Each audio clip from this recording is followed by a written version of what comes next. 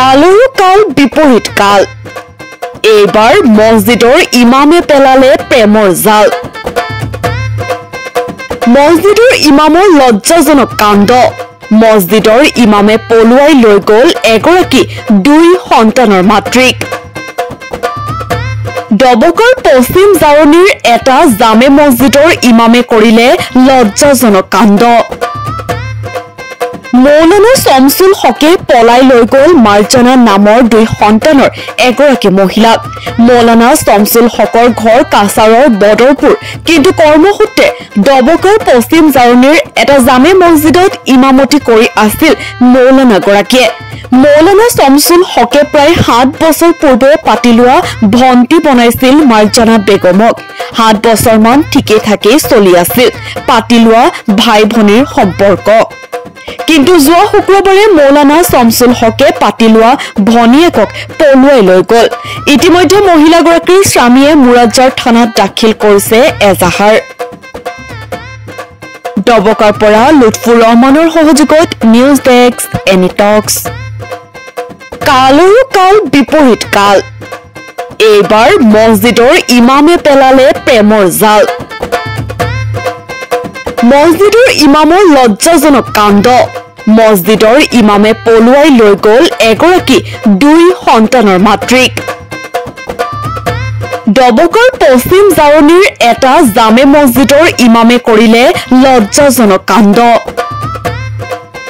মৌলানা শামছুল হকে পলাই লৈ গ'ল মাৰ্জানা নামৰ দুই সন্তানৰ এগৰাকী মহিলাক মৌলানা শামছুল হকৰ ঘৰ কাছাৰৰ বদৰপুৰ কিন্তু কৰ্মসূত্ৰে ডবকৰ পশ্চিম জাৰণিৰ এটা জামে মছজিদত ইমামতি কৰি আছিল মৌলানা গৰাকীয়ে মৌলানা শামছুল হকে প্ৰায় 7 বছৰ পূৰ্বে পাতি লোৱা ভণ্টি বনাইছিল মাৰ্জানা বেগমক 7 বছৰমান ঠিকে থাকে চলি আছিল পাতি লোৱা ভাই ভনীৰ সম্পৰ্ক কিন্তু যোৱা শুক্ৰবাৰে মৌলানা শামছুল হকে পাতি লোৱা ভনীয়েকক পলুৱাই লৈ গ'ল ইতিমধ্যে মহিলাগৰাকীৰ স্বামীয়ে মুৰাদজাৰ থানাত দাখিল কৰিছে এজাহাৰ ডবকাৰ পৰা লুৎফুৰ ৰহমানৰ সহযোগত নিউজ ডেস্ক এনি টক্স কালৰো কাল বিপৰীত কাল এইবাৰ মছজিদৰ ইমামে পেলালে প্ৰেমৰ জাল মছজিদৰ ইমামৰ লজ্জাজনক কাণ্ড মছজিদৰ ইমামে পলুৱাই লৈ গ'ল এগৰাকী দুই সন্তানৰ মাতৃক ডবকৰ পশ্চিম জাৰণিৰ এটা জামে মছজিদৰ ইমামে কৰিলে লজ্জাজনক কাণ্ড